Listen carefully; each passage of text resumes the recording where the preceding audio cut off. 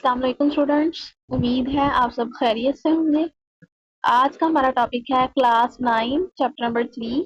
Chapter number 3 की organelle है जो सेल के अंदर मौजूद होती है, वह है सेल मेम्ब्रेन। सेल मेम्ब्रेन किसे कहते हैं, यानी सेल के ऊपर वाली लेयर उसे हम कहते हैं सेल मेम्ब्रेन, जिसने सेल को कवर किया होता है, सेल को प्रोटेक्ट किया होता है, सेल मेम्ब्रेन। जितने भी सेल्स हैं उन सब के अंदर सेल मेम्ब्रेन मौजूद होती है, साइटोप्लाज्म के इर्द गिर्द सेल मेम्ब्रेन मौजूद होती है। यानी हम ये कह सकते हैं कि जो सेल है प्लांट और एनिमल्स के, इनकी जो सेल मेम्ब्रेन होती है वो साइटोप्लाज्म के इर्द गिर्द जो है वो रैप हुई होती है, जिसने सेल को प्रोटेक्ट किया होता है, सेल को कवर किया होता है, पूरे सेल को। उससे बाहर वाली लेयर को हम कहते हैं सेल मेम्ब्रेन। और सेल मेम्ब्रेन जो है ये पतली होती है और इलास्टिक होती है। ये एक्चुअल में जो है वो सिलेक्टिवली परमिएबल होती है, यानी इसका काम क्या होता है, इसका काम होता है सेल के अंदर और बाहर मॉलिक्यूल्स की मूवमेंट करवाना। यानी मॉलिक्यूल्स अंदर और बाहर जो है वो जा सकते हैं, लेकिन सिलेक्टिव में। ये सिलेक्टिव परमिएबल है, यानी कुछ ही मॉलिक्यूल्स को अंदर जाने देता है और कुछ को नहीं जाने देता। इसलिए हमसे कहते हैं जो हमारी सेल मेम्ब्रेन होती है सेल की, वो सिलेक्टिव परमिएबल होती है, जो कुछ ही मॉलिक्यूल्स को अंदर जाने देती है और कुछ को जो है वो बाहर ही रोक के रखती है। अब सेल मेम्ब्रेन के स्ट्रक्चर की बात करें तो सेल मेम्ब्रेन का जो स्ट्रक्चर है ये प्रोटीन, लिपिड्स और कार्बोहाइड्रेट से मिलकर बना होता है। ज्यादातर ये प्रोटीन और लिपिड से मिलकर बनता है, कार्बोहाइड्रेट बहुत कम जो है वो अमाउंट पे मिलकर सेल मेम्ब्रेन बनाते हैं। इसका जो स्ट्रक्चर होता है वो डिस्कवर किया गया था, लेकिन स्ट्रक्चर जो है ये इसका सेल मेम्ब्रेन का वो फ्लूइड मोज़ेक मॉडल के जरिए डिस्क्राइब किया गया था। एक मॉडल प्रिपेयर किया गया था, फ्लूइड मोज़ेक मॉडल। इस मॉडल के मुताबिक जो है वो सेल मेम्ब्रेन की बारे जिसने सेल मेम्ब्रेन का स्ट्रक्चर जो है वो डिस्कवर किया था कि सेल मेम्ब्रेन का स्ट्रक्चर इस तरह का होता है। उसके लिए उन्होंने एक मॉडल प्रिपेयर किया था, फ्लूइड मोज़ेक मॉडल। इस मॉडल के मुताबिक जो हमारा सेल मेम्ब्रेन है ये लिपिड्स और प्रोटीन और कुछ जो है वो कार्बोहाइड्रेट से मिलकर बनता है। किस तरह से बनता है कि लिपिड्स जो है ये जो हमारा सेल मेम्ब्रेन है ये लिपिड्स की बाय लेयर बनाता है।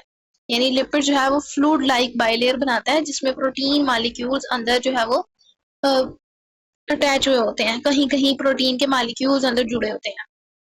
लिपिड्स और प्रोटीन जो है ये मूव करते रहते हैं, जिसकी वजह से इनकी मूवमेंट की वजह से एक पैटर्न बनता है जिसे कहते हैं मोज़ेक ऑफ लिपिड्स और प्रोटीन, जो कि कॉन्स्टेंटली जो है वो चेंज होता रहता है।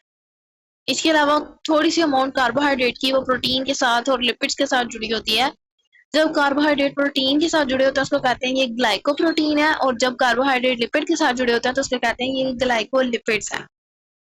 तो अगर हम सेल मेम्ब्रेन के स्ट्रक्चर को जो है वो देखें तो वो इस तरह से होगा कि लिपिड जो हैं ये सैंडविच लेयर में होगा, यानी लिपिड्स ऊपर भी होंगे और लिपिड्स जो है वो नीचे भी होंगे, और दरमियान से जो है वो मॉलिक्यूल्स की मूवमेंट हो रही, इनके अंदर से मॉलिक्यूल्स की मूवमेंट हो रही होती है। और इन लिपिड्स के अंदर जो है कुछ प्रोटीन अटैच हुई होती है, कहीं कहीं कार्बोहाइड्रेट अटैच हुए होते हैं। इन सेल सारे जो स्ट्रक्चर है सेल मेम्ब्रेन का, इसका काम ये होता है कि ये मॉलिक्यूल्स की मूवमेंट करवाता है एक जगह से दूसरी जगह। अब लिपिड जो हमारा सेल मेम्ब्रेन का वो हिस्सा जहाँ पे लिपिड्स मौजूद है वहां पे पानी की मूवमेंट बहुत कम होती है, क्योंकि वो हिस्सा जो लिपिड से मिलकर बना होता है वो हाइड्रोफोबिक होता है। वहां पे पानी इजीली मूव नहीं कर सकता, यानी वो वाटर फेरिंग या वाटर हेटर एरिया होता है, इसलिए हम उसे कहते हैं ये हाइड्रोफोबिक है। और कुछ ऐसा एरिया होता है जो हाइड्रोफिलिक, यानी जितना भी अंदर वाला एरिया जो लिपिड से मिलकर बना हुआ है वो सारा हाइड्रोफोबिक है। और जितना भी एरिया बाहर वाले स्ट्रक्चर की तरफ है, सेल मेम्ब्रेन के ऊपर वाला स्ट्रक्चर है, वो सारा जो है वो हाइड्रोफिलिक है, वाटर लविंग है, उसके ऊपर से पानी इजीली पास आउट हो जाता है। यूकैरियोटिक सेल के अंदर मुख्तलिफ ऑर्गेनेल्स जैसे mitochondria, chloroplast, Golgi operator, endoplasmic reticulum, lysosome, ये जितनी भी ऑर्गेनेल्स हैं ये सारी ऑर्गेनेल्स के ऊपर सेल मेम्ब्रेन मौजूद होती है। सेल मेम्ब्रेन ने इनको कवर किया होता है, इनको प्रोटेक्ट किया होता है। जैसे स्ट्रक्चर देखें सेल डायग्राम में, तो ये है सेल वॉल का स्ट्रक्चर, जो हम सेल मेम्ब्रेन का स्ट्रक्चर, सॉरी, सेल मेम्ब्रेन का स्ट्रक्चर है ये, जिसने हमारे सेल को जो है वो कवर किया होता है। एनिमल सेल के अंदर भी मौजूद होती है और प्लांट सेल के अंदर भी सेल मेम्ब्रेन मौजूद होती है। इस तरह से इसका स्ट्रक्चर होता है लिपिड बाइलेयर में, कि ऊपर जो है वो हेड होता है और नीचे जो है वो टेल होता है, और दरमियान में जो है वो कहीं कहीं प्रोटीन्स अटैच होती हैं। ठीक है, ये ऊपर वाला आउटसाइड सेल का ऊपर वाला हिस्सा और ये नीचे वाला हिस्सा। इसकी जो सरफेस होती है वो हाइड्रोफिलिक होती है, और जो अंदर वाला लिपिड वाला हिस्सा है वो सारा हाइड्रोफोबिक होता है, वहां से पानी जो इजीली पास आउट नहीं हो सकता इन टेल से। ये हेड है और ये टेल है। अंदर जो आपको लाइनें नजर आ रही हैं ये टेल है, और जो आपको गोल गोल से बॉल्स नजर आ रही हैं ये हेड होते हैं।